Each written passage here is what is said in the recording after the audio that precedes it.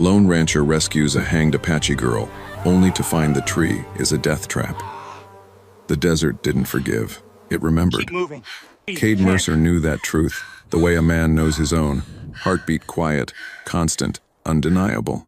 He'd been riding the Sonoran Flats for 3 hours, his Morgan gelding picking its way through creosote and barrel cactus when the wind shifted. Rusty's ears flicked forward. The horse smelled it first. Blood. Cade pulled his hat lower, shielding eyes that had seen too much of both war and peace. 42 years old, and every one of them etched into the leather of his face. He'd come west after Shiloh, after watching boys die in mud for land nobody wanted. Out here, at least the dying made sense. Thirst. Heat. Rattlesnakes.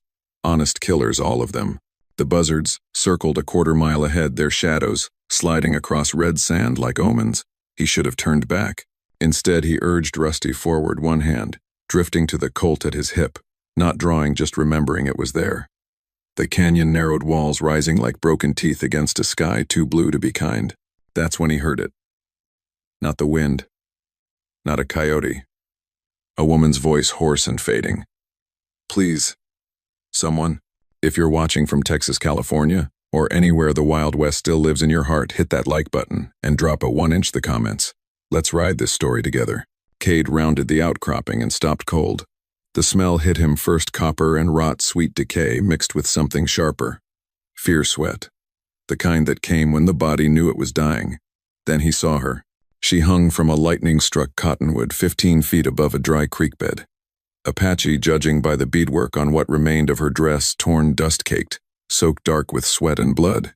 Her wrists were lashed to the branch above her head, arms stretched so tight her shoulders had dislocated. The rope had rubbed through skin. White bone gleamed at her wrists, stark against bronze flesh. But that wasn't the worst of it. Below her the ground moved. Rattlesnakes. A dozen of them, maybe more, coiled in the shade of the cottonwood's roots, drawn by the blood dripping from her feet by the heat of her dying. They hadn't struck yet, just waited, tongues testing the air patient as stones. One lifted its head, rattles buzzing soft as rain on tin.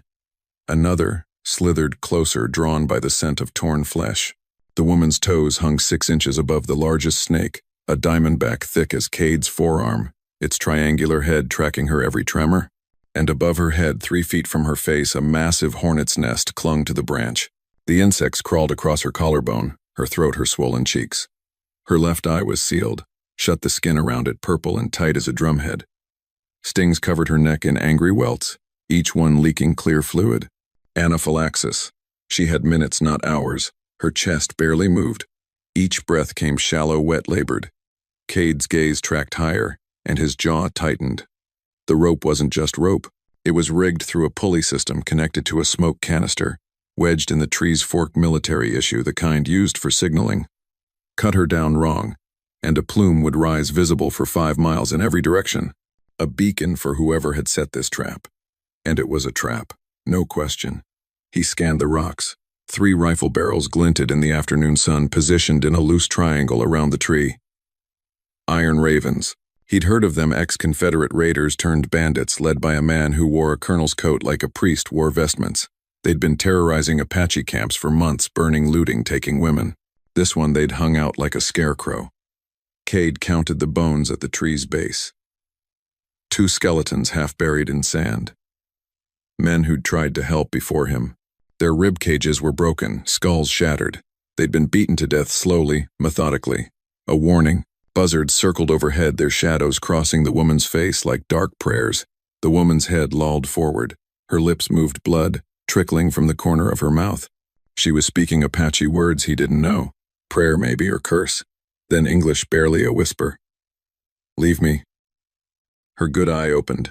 Black, furious, unbroken despite everything. They're watching, she whispered, each word costing her. Waiting. 3 in the rocks. More coming at sunset. Go now. Even dying, she was trying to save him. Cade's hands tightened on his rifle. He'd seen torture before Andersonville, Cold Harbor, places where men became devils. But this was different. This was calculated. The hornets to speed her death. The snakes to prevent rescue from below. The smoke canister to catch anyone who tried. Someone had spent hours rigging this, had enjoyed it. The woman's eye closed. Her body sagged and the rope creaked. One of the snakes struck at her, shadow fangs clacking against stone. Cade had 2 choices. Right away. Live another day. Let the desert claim one more body. Or choose fire. He chose fire.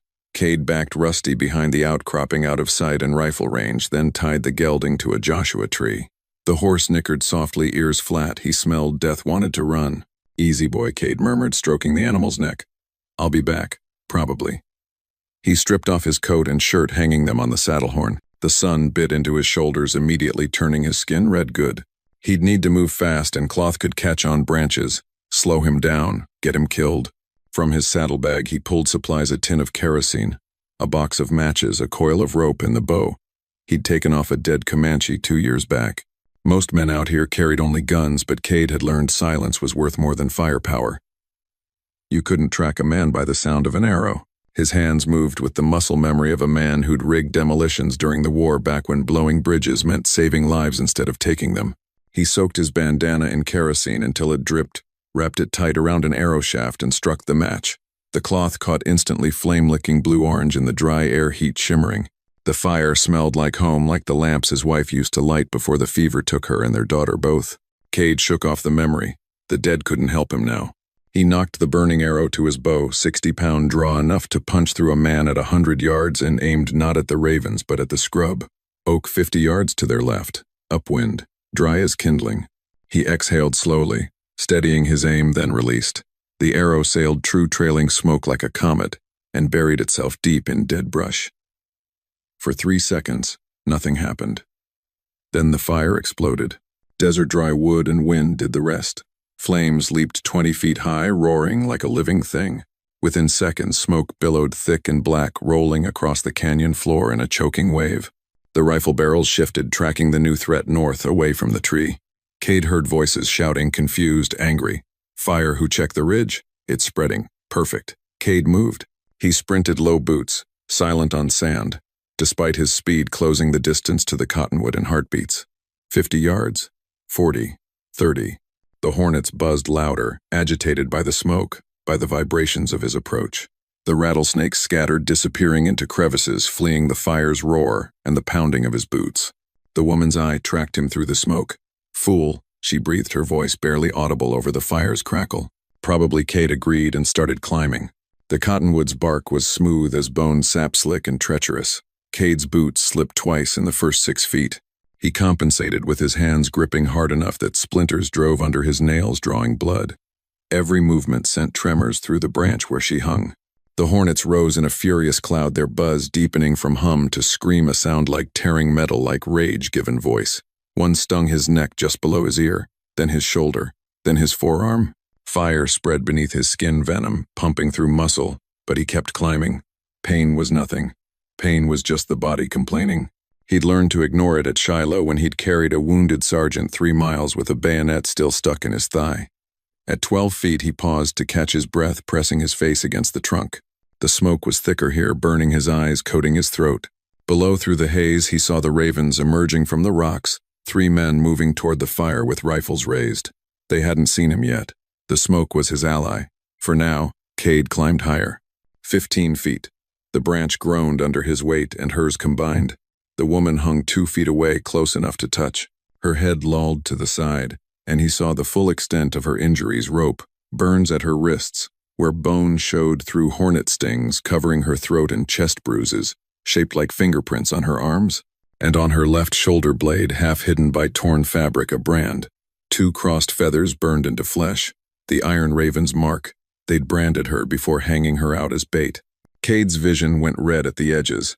Rage, cold and pure, settled into his chest. He forced it down. Anger made men sloppy. Anger got you killed. At the pulley, he paused.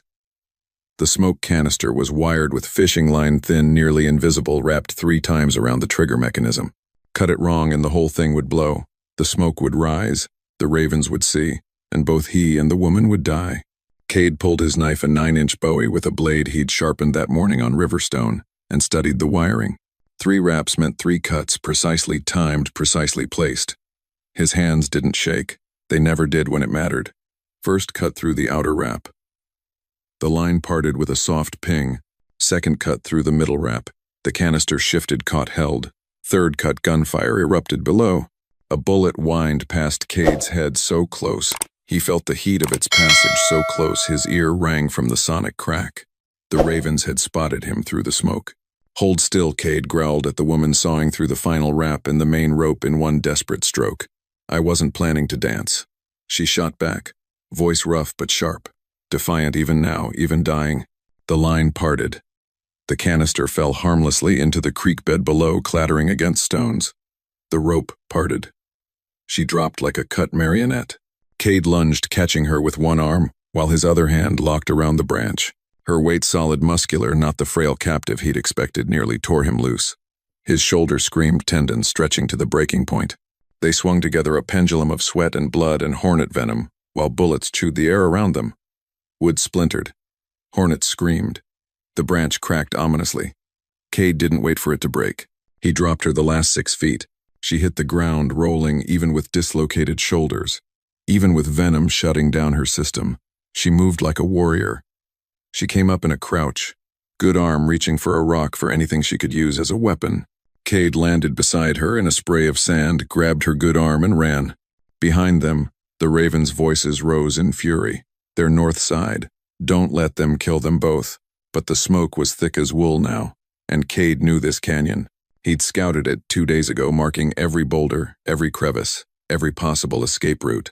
He pulled the woman into the smoke, into the maze of stone, into the wild country where maps meant nothing, and only the desert decided who lived and who fed the buzzards. They had maybe 5 minutes before the ravens organized a pursuit. Cade intended to use every second. The smoke was their ally now, thick as wool, blinding.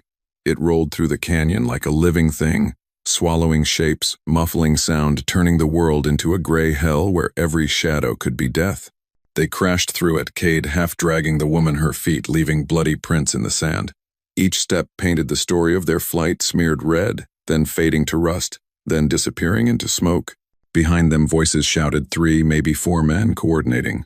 "North Ridge," one yelled, voice sharp with authority. "A leader. Cut them off at the wash. Check the rocks, they can't have gone far." Cade's mind raced, mapping terrain he'd scouted 2 days ago. The wash was east exposed. The north ridge would take too long to climb. But the boulder field, that maze of broken stone where a man could vanish, if he knew the paths, that was southeast, maybe 200 yards, if they could reach it. The woman stumbled, her weight suddenly dead against his arm. She went to one knee, hard gasping. Blood leaked from her wrists where the rope had cut to bone, each drop hissing as it hit hot sand. He yanked her upright more roughly than he intended. "Keep moving. Can't breathe." Her voice was a rasp, barely human. Her lips were turning blue, the color spreading like ink in water. The venom was winning, shutting down her lungs, one breath at a time. Cade didn't answer. He half carried, half dragged her toward the boulders, his own lungs burning from smoke and exertion. 20 more yards. 15. His boot slipped on loose shale and they both nearly went down. He caught his balance, kept moving. 10 yards. A rifle cracked behind them. The bullet struck stone 3 feet to their left, throwing up a spray of rock dust. The woman flinched but didn't cry out. 5 yards. They crashed into the boulder field, and Cade hauled her into the rocks, shoving her into a narrow cleft barely wide enough for her shoulders. She wedged in tight back, pressed against cold stone, chest heaving. He pressed his back against the stone beside her, blocking the opening with his body. His hands moved by instinct, reloading his Colt by feel not sight. 6 bullets slid into the cylinder with soft clicks. He counted them twice to be sure. 6 shots. 4 men he'd seen, maybe more he hadn't. The math wasn't good. Boot heels crunched on gravel close now, maybe 20 feet away. Cade's thumb rested on the Colt's hammer, ready to pull it back. One shot would give their position away. One shot might be all they needed, or all they'd get. A shadow passed the opening, tall, broad-shouldered, wearing a black duster with something painted on the back. Through the smoke, Cade caught a glimpse, an iron raven wings, spread beak open. The symbol was crude but clear. The man paused, head turning, scanning. Cade held his breath, every muscle locked. Beside him, the woman's chest hitched, a wheeze building deep in her throat. The sound of airways closing, of a body drowning in itself. If she coughed, they were dead. Cade moved on instinct. He clamped his hand over her mouth, felt the heat of her fever through his palm, burning 104 at least, maybe higher. Her skin was slick with sweat. Her body trembled like a horse on the edge of panic. Her eye, the one that wasn't swollen shut, met his. black as river stones, wide with fear but sharp with understanding.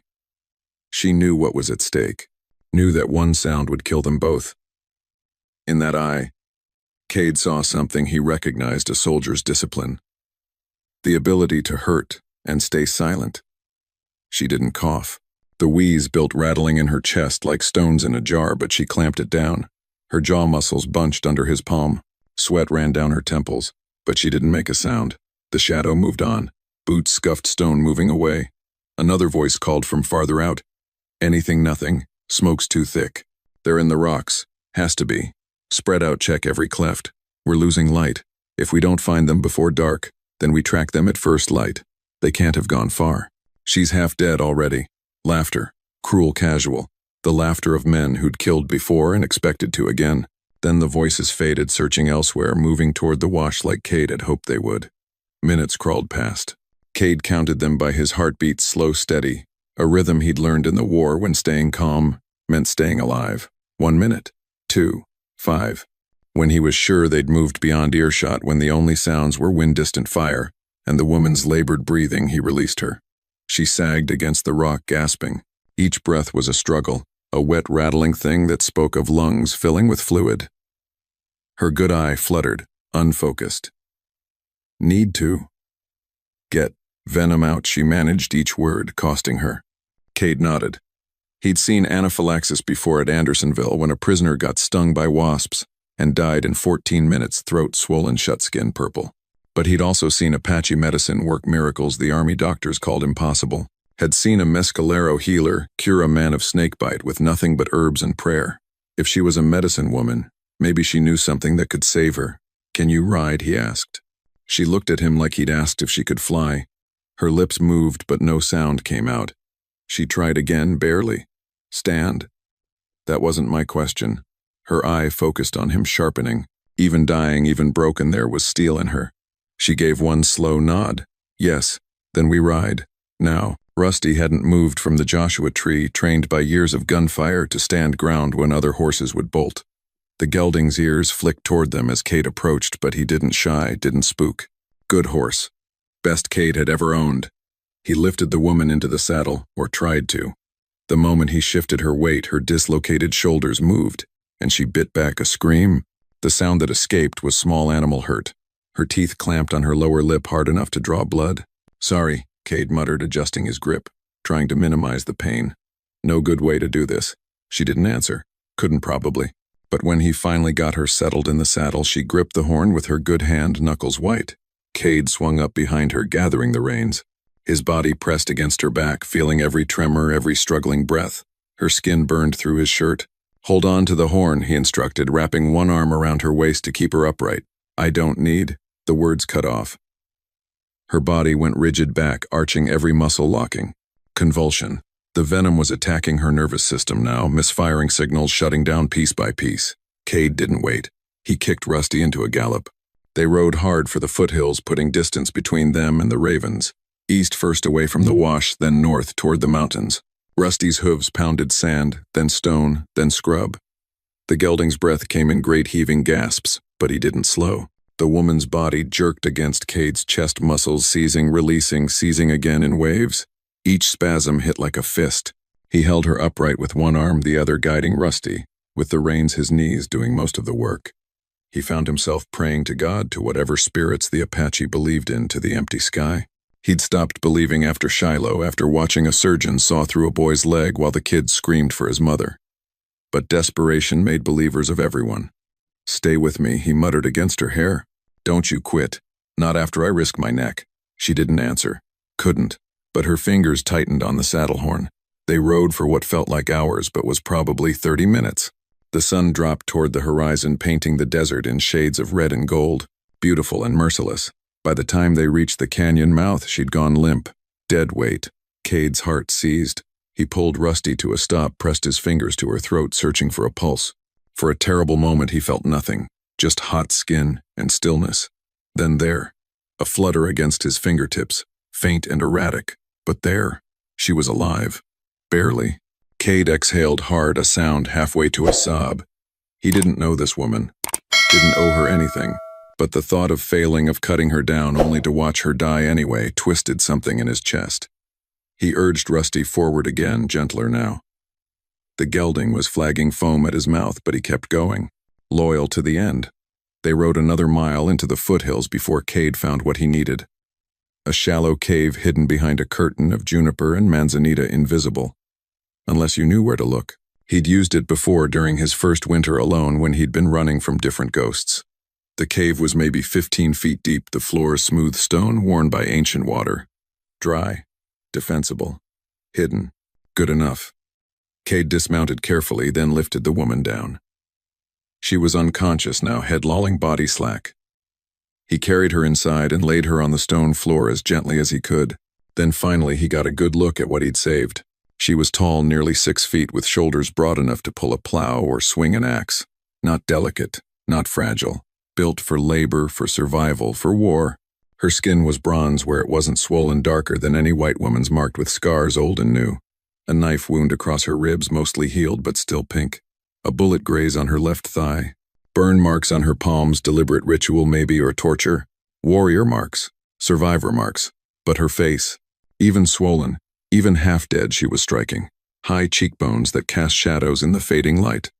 A mouth built for both laughter and orders. Wide, expressive, currently cracked and bleeding. Black hair hung past her shoulders, matted with blood and sand and ash, and around her neck on a leather cord hung a small pouch. Cade recognized the symbols stitched into the leather, geometric patterns in red and black thread shapes that meant healing, protection, spirit. Medicine woman. She hadn't just been bait, she'd been a target. The Ravens had specifically hunted someone with knowledge, with power in her community, which meant she was valuable, which meant they'd come looking. Cade checked her pulse again, still there, still faint, then set to work. He built a small fire near the cave mouth, just enough for light and heat. From his saddlebag he pulled water whiskey, clean cloth, needle and thread. The hornet stings covered her neck and chest like a plague map. Each one was swollen, oozing, angry. He counted 23. Any one of them could kill her. All of them together. The odds weren't good. But Cade had beaten bad odds before. He heated his knife in the fire until the blade glowed red, then began the work of keeping her alive. Outside, the desert darkened. Inside the cave, firelight danced across stone. And somewhere in the woman's medicine pouch, hidden among herbs and stones, lay secrets that would either save her life or make her death mean something. Cade just had to keep her breathing long enough to find out which. Cade built a small fire near the cave mouth, positioning it carefully so the smoke would dissipate before reaching open air. Just enough flame for light and heat, not enough to signal their location to anyone tracking them through the dark. From his saddlebag, he pulled the basics: clean water in a leather canteen, whiskey in a dented flask, a needle and thread. He'd sterilized in flame 3 months ago after stitching a gash in his own thigh. He laid everything out on a flat stone like a surgeon, preparing for war. Because that's what this was. War against venom, against infection, against time. The hornets had stung her maybe 20 times, neck, shoulders, arms, one on her cheek just below the swollen eye. Each site was angry red, raised like small volcanoes, oozing clear fluid that smelled faintly sweet. Poison. He needed to draw the venom out before it spread deeper, before it reached her heart. Cade fed the fire until it burned hot and clean, then held his knife in the flames. The blade was a 9-inch Bowie carbon steel, sharp enough to shave with. He watched it heat from silver to orange to red, the metal glowing like a piece of captured sun. When it was ready, he pulled it out and let it cool just enough that it wouldn't cauterize on contact. Then he began. The first incision was on her neck, just above her collarbone. A small cut, precise, releasing a bead of yellow-green fluid mixed with blood. He squeezed gently, and more venom oozed out, thick, viscous, wrong. She didn't wake, but her body flinched. Her shoulder jerked away from his touch, some deep animal instinct, recognizing pain even through the fog of unconsciousness. A soft sound escaped her throat, not quite a moan, not quite a word. "I know," Cade murmured, though she couldn't hear him. "I know it hurts. But you'll hurt worse if I don't." He moved to the next sting, then the next. Each one the same cut, squeeze, wipe clean with whiskey-soaked cloth. The smell of alcohol mixed with venom, creating something acrid that burned his nose. His hands stayed steady. They always did when lives depended on it. During the war, he'd stitched men back together in the dark while artillery screamed overhead. This was quieter, but no less desperate. By the 10th sting, his shirt was soaked with sweat despite the cool night air. By the 15th, his hands ached from the delicate work. By the 20th, he was questioning every cut, every squeeze, wondering if he was helping or hastening her death. When he'd cleaned the last wound, a nasty double sting on her left shoulder, he sat back against the cave wall, exhausted. His hands trembled now that the work was done. The knife slipped from his fingers, clattering against stone. He closed his eyes just for a moment, just to breathe. That's when he saw the brand. It was on her left shoulder blade, partially hidden by her torn dress. At first, Cade thought it was a shadow, a trick of firelight. Then she shifted, and he saw it clearly. Burned into the skin, 2 crossed feathers, the Iron Raven's mark. The brand was fresh, maybe 3 days old, still raw and weeping. The skin around it was inflamed, infected. Someone had held hot iron against her flesh long enough to sear through the top layers to leave a scar that would never fade. They'd branded her like cattle, like property. Cade's hands curled into fists. His breath came faster, hotter. He'd seen a lot of evil during the war, men shot for sport prisoners, beaten until bones showed through skin, villages burned with families inside. He'd thought he was numb to it, thought he'd left that rage behind when he came west. But looking at that brand, at what they'd done to her, the rage came rushing back. Cold, pure, righteous. He'd walked away from the war because killing had stopped meaning anything. Every man who died was just another body in a ditch, another name forgotten by history. The cause, whatever it had been, had drowned in blood until nothing remained but exhaustion and ghosts. But this was different. This wasn't politics or territory or pride. This was cruelty for its own sake. This was men who'd taken a woman, a healer, someone who saved lives, and marked her like an animal. Cade had killed for less worthy reasons. He forced himself to look away from the brand, to focus on her other injuries. The dislocated shoulders needed to be set, but not until she woke. He'd need her cooperation for that.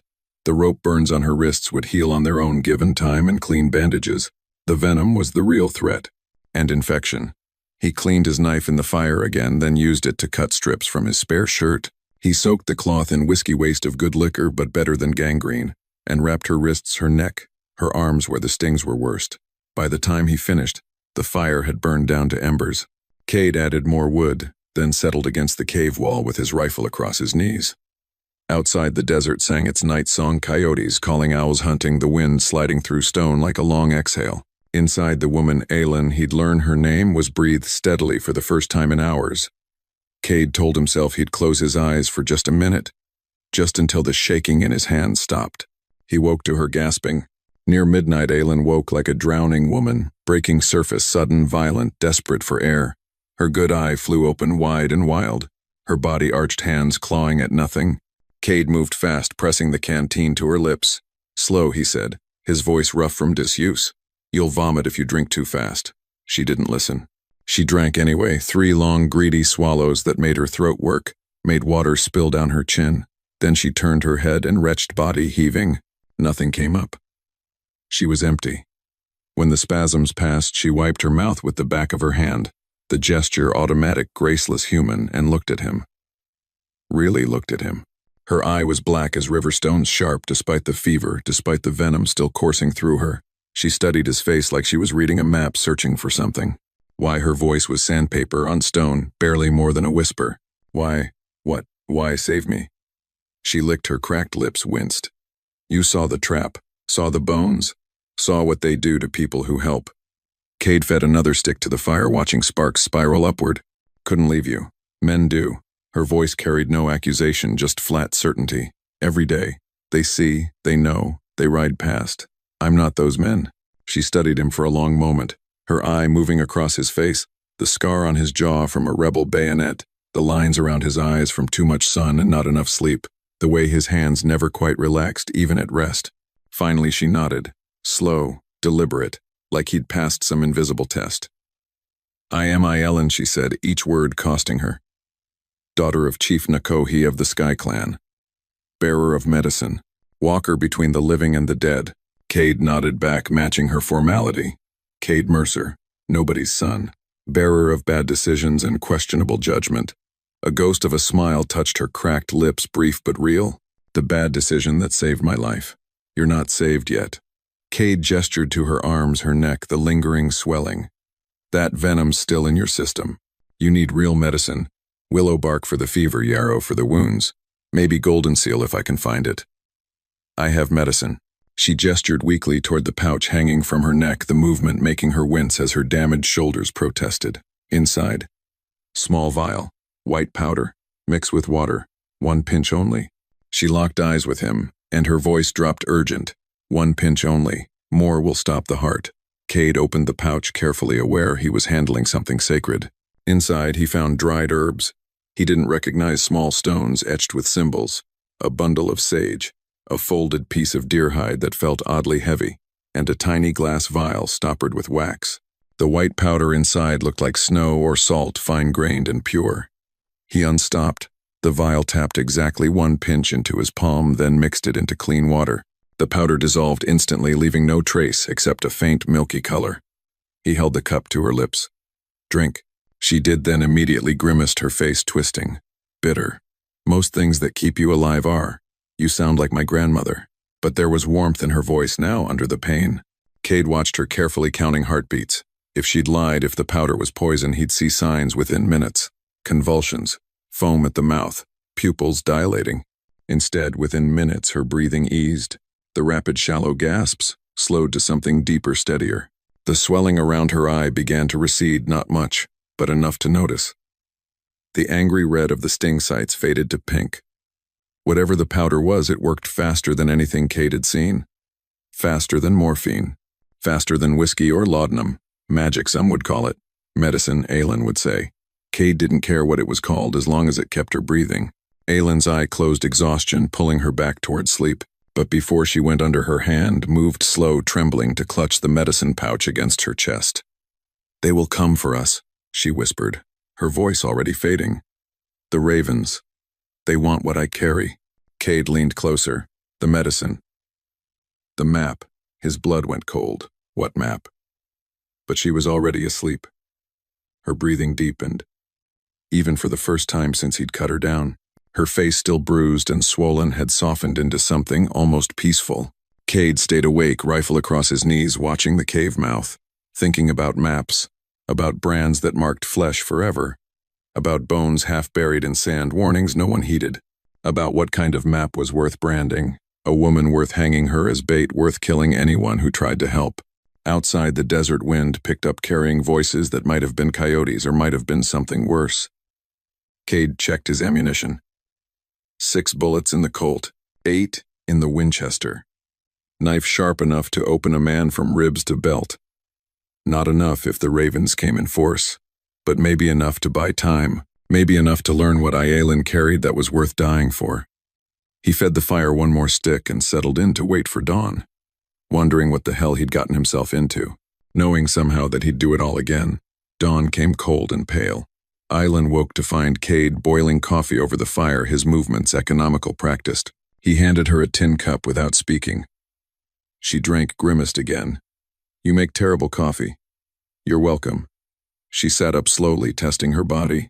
The swelling had gone down significantly. Her eye was open now, both dark as river stones. Her shoulders still hung wrong, dislocated, but she showed no pain. I need you to set my shoulders, she said, matter-of-factly. I'm not a doctor. You were a soldier. You've done it before.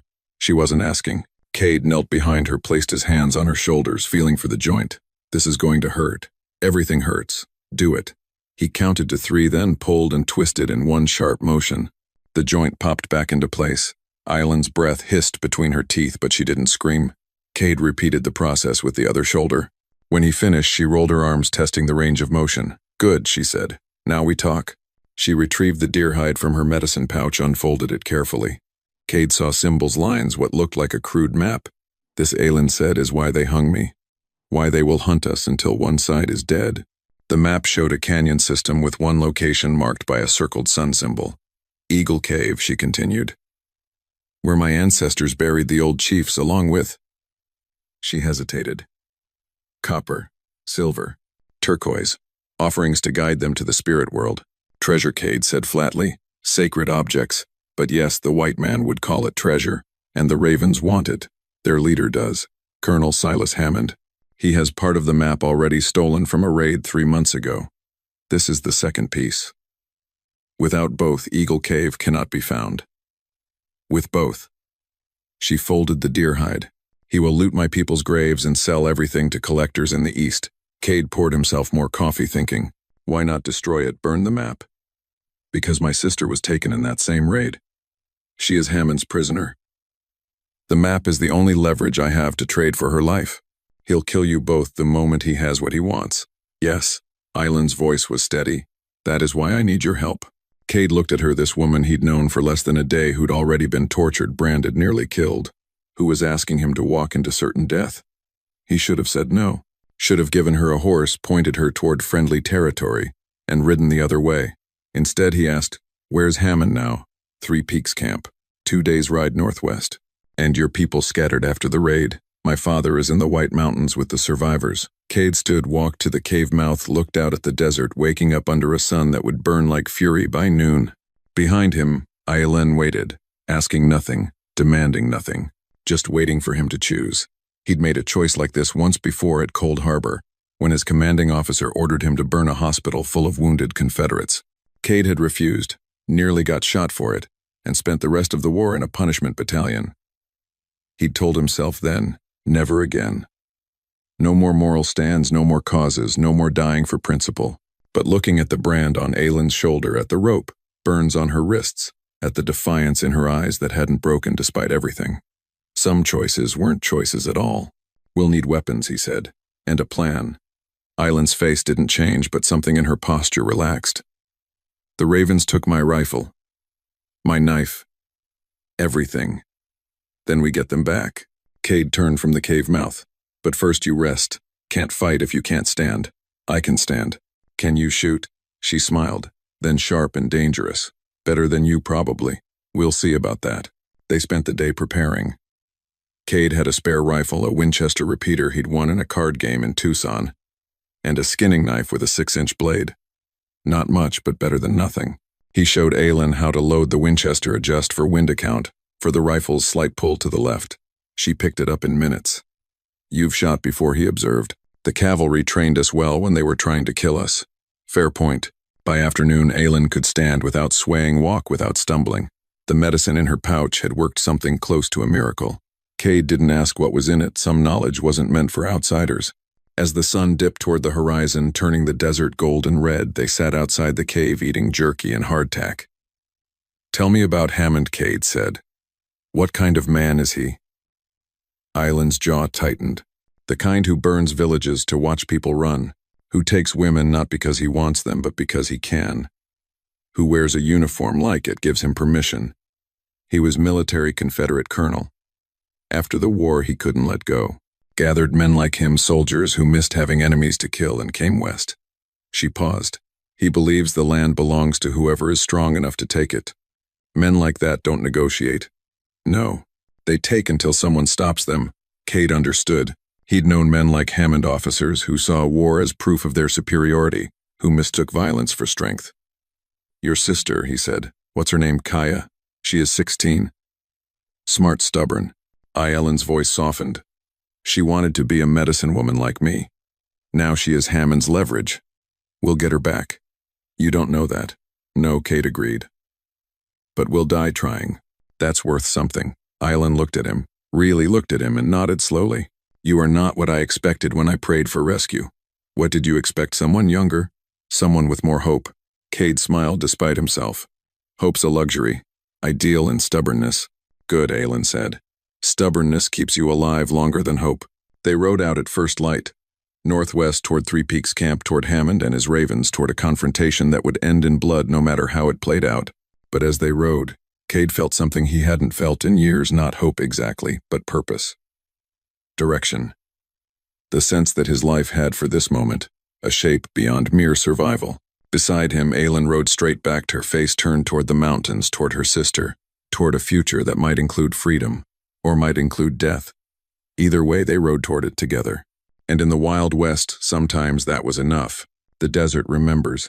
The desert doesn't forgive. But sometimes, if you're lucky, it gives you a chance to rewrite your story in blood and dust and fire.